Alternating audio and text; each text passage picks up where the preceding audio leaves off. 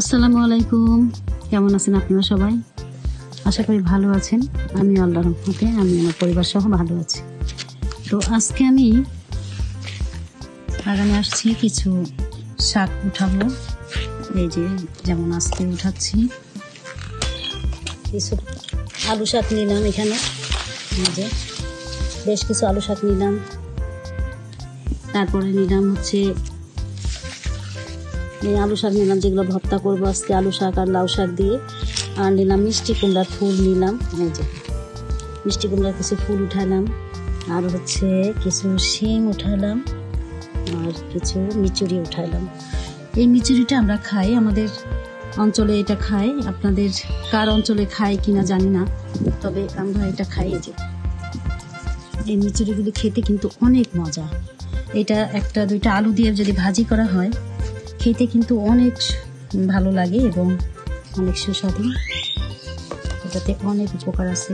এটাতে প্রচুর পরিমাণে অ্যান্টিঅক্সিডেন্ট এবং পুঁই শাকের ভিতরে প্রচুর পরিমাণে ভিটামিন আছে, যেগুলো আমাদের শরীরের জন্য অনেক উপকার। তো আজকে এইটুকুই নিলাম। দেখেন, বাগানে আসলে কিছু না কিছু উঠানো যায়। এই যে আমি বেশ কিছু আলু শাক উঠালাম, যে আলু শাকগুলি আজকে আলু শাক আর লাউ শাক দিয়ে ভর্তা করব, আর কুমড়া ফুল দিয়ে একটু বড়া করব বেসন দিয়ে। সাথে কিছু শিম নিলাম, এই শিম দিয়ে মিচুরি দিয়ে আলু দিয়ে একটা ভাজি হবে, খুবই টেস্টি হবে। আর এটা খেতেও কিন্তু খুবই মজা হয়। মাঝে মাঝে একঘেয়েমি হয়ে যায়, মানে খেতে খেতে, তখন এই একটু শাক পাতা খেতে কিন্তু অনেক ভালো লাগে। তো আজকে আমি এগুলিই নিচ্ছি, সব কিছু নিয়ে এগুলি ভাজি করা হবে এবং ভর্তা করব। আর ভাবলাম যে দেখি মিচুরির সঙ্গে কয়েকটা কাঁচা টমেটো নেই। আর দেখেন গাছটা আমার কোথায় চলে গেছে, একদম মাচায় যে ঠেকেছে। এই গাছটা 7 থেকে 8 ফুট হবে লম্বা। আমি এত বড় গাছ আমি এর আগে লাগাইনি, তো এই গাছটাই মাশাআল্লাহ হয়েছে এত বড়। এখানে বেশ কিছু গাছ এরকম বড় হয়ে গেছে। তো আজকে আমি এখান থেকে কিছু টমেটো ছিঁড়ে নেব, আর এই টমেটোগুলিও আমি ভাজির মধ্যে দিব। মিচুরির সঙ্গে একবারে দিয়ে দিব, খুবই মজা হবে। এখানে কাঁচা পাকা সব টমেটোই আছে, আর আমরা পাকা টমেটোগুলি আমরা সালাদ খাওয়ার জন্য ওটা রেখে দিই, একদম গাছ পাকা। তারপরে যেই বাগানে আসে সে পাকা টমেটোগুলি খায়, খেতে খুবই স্বাদ, খুবই মজা।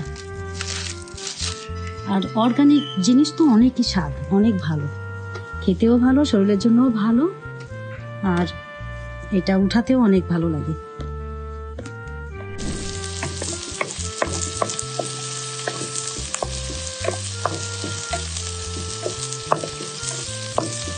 আমি এখন ভর্তাটা করবো। এরকম শাক দেখাইছি যে আমি বাগান দিয়ে দেখালাম, বলছিলাম যে এই ভর্তাটা করবো, ভর্তাটা বাকি করবো। এখন আমি পেঁয়াজ, রসুন, কাঁচামরিচ সব কিছু নিলাম এবং শুকনো মরিচ এখানে দিয়ে দেবো। তবে আমার শুকনো মরিচ এখানে রেডি করাই আছে। আমার শুকনো মরিচটা রেডি করাই আছে, এই জন্য আমি আর শুকনো মরিচ এখানে দিব না। এখানে কাঁচামরিচ, রসুন এবং পেঁয়াজ দিলাম, 2 রকম, বড় পেঁয়াজ, ছোটো পেঁয়াজ সব দিলাম। এই তো পাটায় বাটাবাটির ঝামেলা থেকে আপনি এভাবেও করে ফেলতে পারেন, ঝটপট ভর্তা করে ফেলতে পারেন। দিয়ে দিলাম পেঁয়াজ, রসুন, কাঁচামরিচ টেলে নেওয়া, হালকা টেলে নিয়েছি আমি। দিয়ে দিয়েছি শুকনা মরিচের, এই যে শুকনা মরিচ আমি আগে থেকে রেডি করে রেখেছিলাম, শুকনা মরিচের গুঁড়ি ভাজা, ওটা ভেজে টেলে গুঁড়া করা হয়েছিল, সেটাও দিয়ে দিলাম। দিয়ে দিলাম সাথে লবণ, স্বাদ মতো লবণ দিলাম, একটুখানি সরিষার তেল দিলাম। তো এবার হয়ে যাবে ব্লেন্ডার ভর্তা।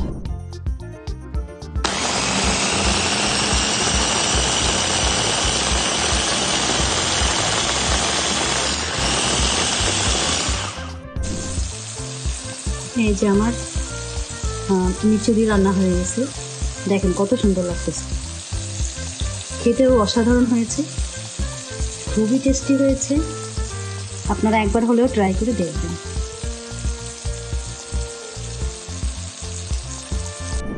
এই তো আমার ভর্তাটা হয়ে গেছে, একদম রেডি।